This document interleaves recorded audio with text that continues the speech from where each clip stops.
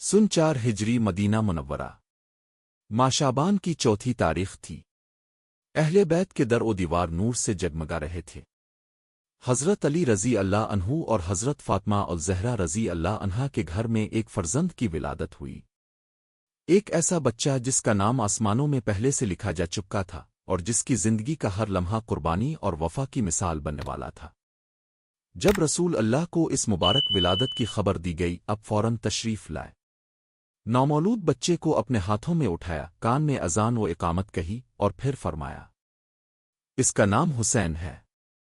یہ وہی نواسا تھا جس کے بارے میں نبی کریم نے فرمایا، یعنی حسن اور حسین جنت کے جوانوں کے سردار ہیں۔ نبی کریم کا یہ نواسا ان کے دل کا ٹکڑا تھا۔ جب وہ مسجد میں نماز پڑھا کرتے اور ہسی پشت پر چڑھ جاتے تو اب سجدے کو طویل کر دیتے۔ ایک بار کسی صحابی نے عرض کیا، رسول اللہ، اپنے سجدہ طویل فرمایا۔ اپنے جواب دیا، میرے نواسے حصے میری پشت پر سوار ہو گئے تھے، میں نے چاہا کہ جب تک وہ خود نہ اتری میں سجدے سے سر نہ اٹھاؤں۔ یہ نرمی، یہ محبت، یہ تربیت دنیا کے لیے ایک پیغام تھا کہ یہ بچہ صرف نواسا نہیں، دین کا روشن ستارہ بننے والا ہے۔ نبی کریم اکثر امام حسین کو گود میں اٹھاتے، ان کا بوسہ لیتے، ان کے چہرے کو چومتے اور فرماتے، اے اللہ، میں حسین سے محبت کرتا ہوں تو بھی اس سے محبت فرما۔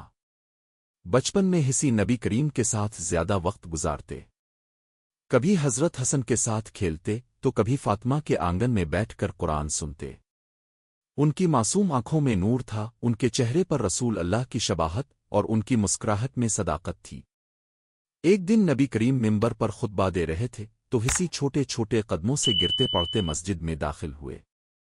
ان کی معصوم چال دیکھی تو نبی کریم منبر سے نیچے اتر آئے، انہیں گود میں اٹھایا اور فرمایا، بے شک یہ میری خوشبو ہے، میں اسے سونگھتا ہوں۔ یہی محبت وہ بنیاد بنی جس نے حسے کو دنیا کی بے وقتی اور دین کی عظمت سکھائی۔ پھر وہ وقت آیا جب امام حسی نے اپنی پیاری نانی حضرت خدیجہ کا ذکر سنا اور نبی کریم کی آنکھوں میں آنسو دیکھے۔ انہیں معلوم ہوا کہ وفا، قربانی اور ایمان کیا ہوتا ہے۔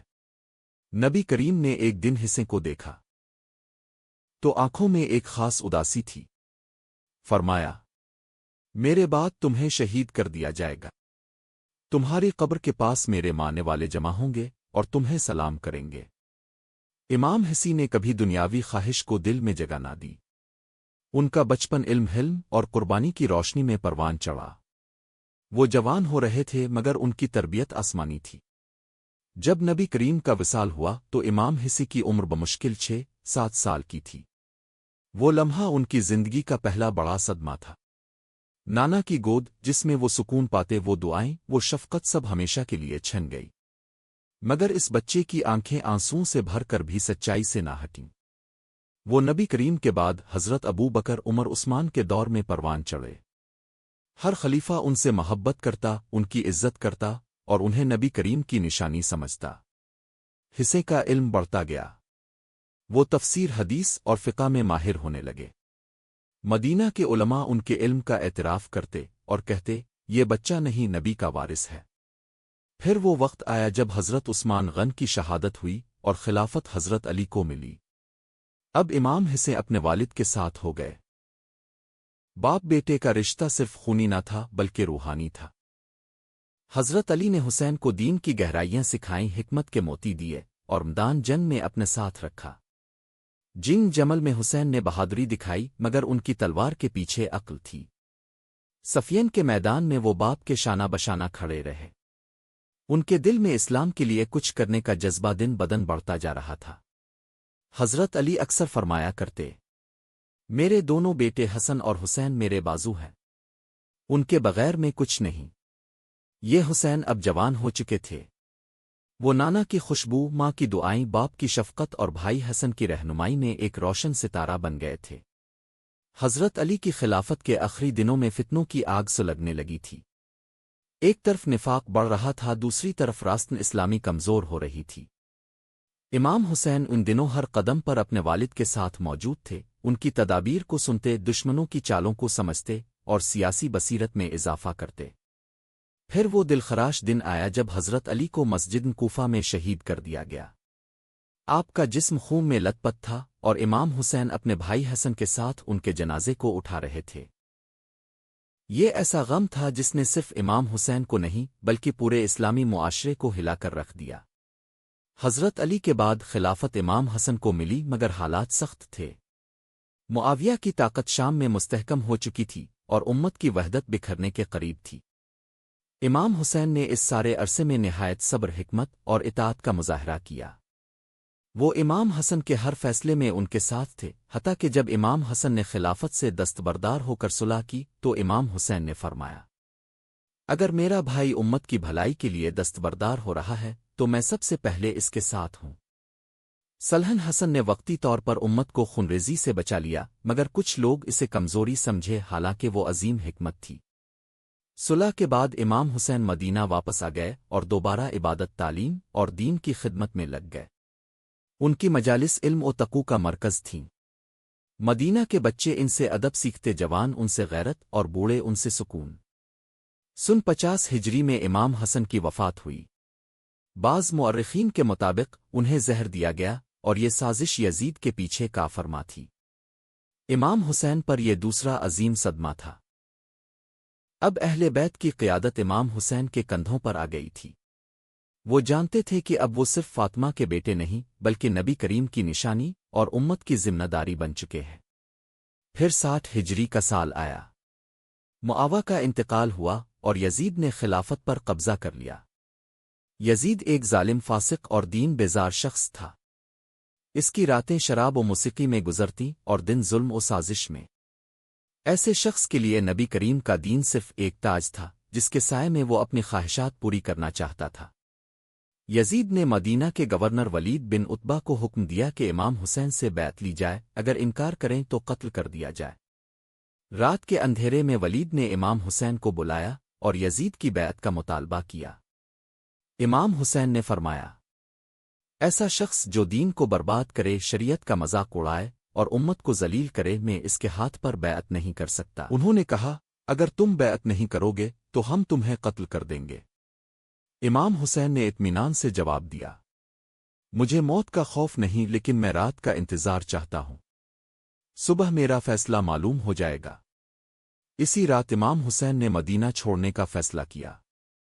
انہوں نے نبی کریم کے روضے پر جا کر روتے ہوئے دعا کی، اے نانا، امت اب کی تعلیمات کو بھول چکی ہے۔ اب میں جا رہا ہوں، نہ معلوم واپس لوٹوں گا یا نہیں، مگر میں جے کہے گا نہیں، چاہے میری گردن الفاڑ جائے۔ پھر امام حسین اپنے اہل بیت کے ساتھ مدینہ سے مکہ روانہ ہو گئے۔ راستے بھر ان کا قافلہ چھوٹے چھوٹے بچوں، عورتوں، بیماروں اور چند جانساروں پر مشتمل تھا۔ مکہ پہنچے تو اہل حجاز نے استقبال کیا۔ حاجیوں کے درمیان امام حسن کے خطبات نے ایک نئی روح پھونکی کی۔ اسی دوران کوفہ سے ہزاروں خطوط امام حسن کو پہنچنے لگے۔ ان خطوط میں کوفہ کے لوگ کہہ رہے تھے، آ حسین، اب آئیں، ہم یزید کے خلاف اب کے ساتھ ہیں۔ ہمیں ایک رہنما چاہیے اور وہ اب ہی ہو سکتے ہیں۔ خطوط کا ڈھیر لگ گیا۔ امام حسین نے احتیاط سے معاملہ دیکھا۔ انہوں نے سب سے پہلے اپنے معتمد ساتھی مسلم بن عقیل کو کوفہ روانہ کیا تاکہ وہ حالات کا جائزہ لیں۔ مسلم بن عقیل کو کوفہ والوں نے خوش آمدید کہا، بیعت کی اور وعدے کیے۔ مسلم نے امام حسین کو پیغام بھیجا، اے حسین، اب آ جائیں، لوگ اب کے منتظر ہیں۔ امام حسین نے اہل بیت کو تیار کیا۔ حج کا موسم قریب تھا، مگر انہوں نے حج کو عمرے میں تبدیل کر دیا کیونکہ خبر آ چکی تھی کہ یزید کے قاتل مکہ میں موجود ہیں۔ اگر حج کے دوران ان پر حملہ ہوتا تو خانہ کعبہ کی حرمت پامال ہو جاتی۔ وہ حرم پاک کا طواف کر کے روانہ ہو گئے۔ کربلا کی سمت قدم اٹھ چکے تھے، لیکن امام حسین ابھی نہیں جانتے تھے کہ وہ مقام جہاں وہ جا رہے ہیں وہ کائنات کی سب سے بڑی قربانی کا گواہ بننے والا ہے۔ امام حسین اپنے اہل بیت اور وفادار ساتھیوں کے ساتھ کوفہ کی جانب رواں دواں تھے۔ قافلے میں بزرگ، خواتین، چھوٹے بچے اور نبی کریم کی ال شامل تھی۔ یہ کوئی جنگی لشکر نہ تھا، نہ ہتھیاروں سے لیس، نہ فتح کی تمنا رکھنے والا۔ یہ تو حق کے علمبرداروں کا قافلہ تھا جو صرف دین کو ظلم و فتنہ سے بچانے نکلا تھا۔ لیکن کوفہ کی فضا بدل چکی تھی۔ یزید کے گورنر ابن زیاد نے حالات کو دیکھتے ہوئے مسلم بن عقیل کو شہید کروا دیا اور کوفہ کے بزدلوں نے امام حسین سے منہ موڑ لیا۔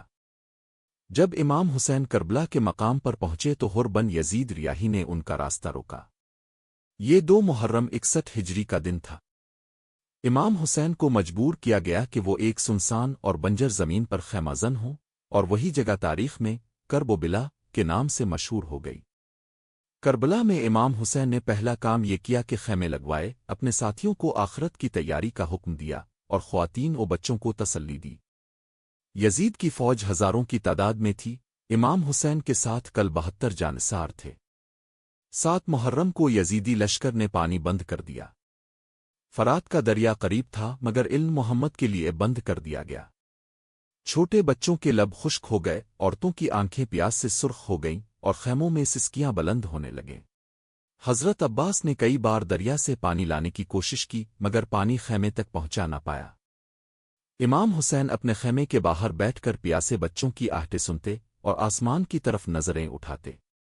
9 محرم کو عمر بن سعد نے امام حسین کو آخری بار کہا، بیعت کر لو، سب کچھ ختم ہو جائے گا۔ امام حسین نے فرمایا، میں ذلت پر موت کو ترجیح دیتا ہوں۔ یزید جیسے فاسق کے ہاتھ پر بیعت میرے خون کو گوارا نہیں۔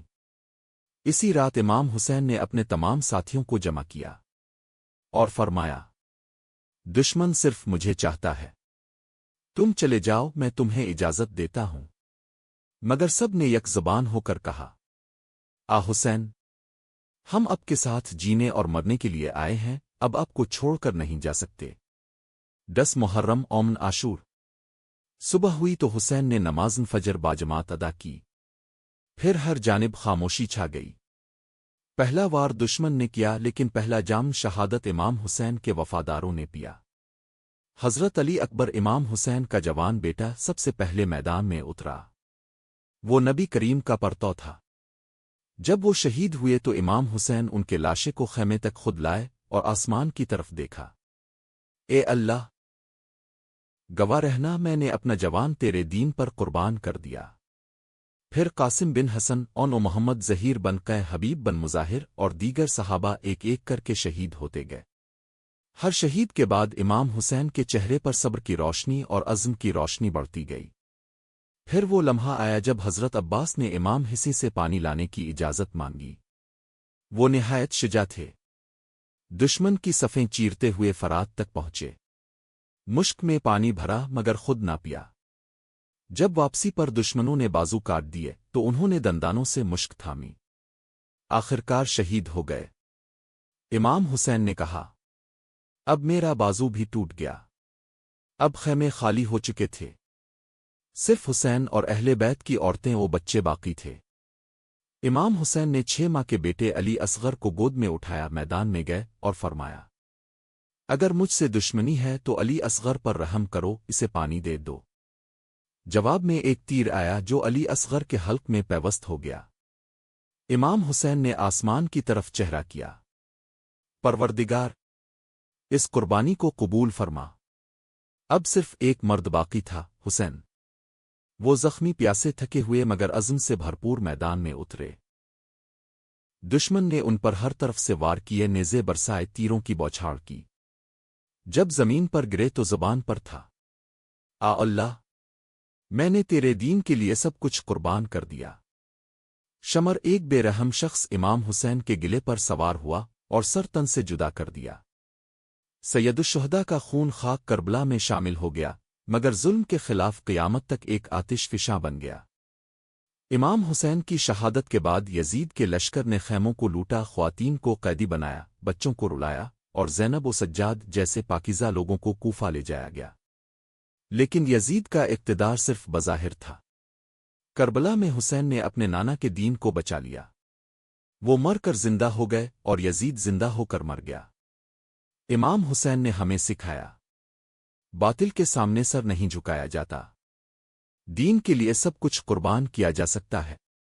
ظلم کے خلاف آواز بلند کرنا فرض ہے، اور سچائی کی راہ پر چلنے والا کبھی ناکام نہیں ہوتا۔ اگر آپ کو ویڈیو اچھی لگی ہے تو چینل کو سبسکرائب کریں، ویڈیو کو لائک کریں اور بیل آئیکن کو دبا دیں تاکہ مزید اس طرح کی ویڈیو آپ تک پہنچ سکیں۔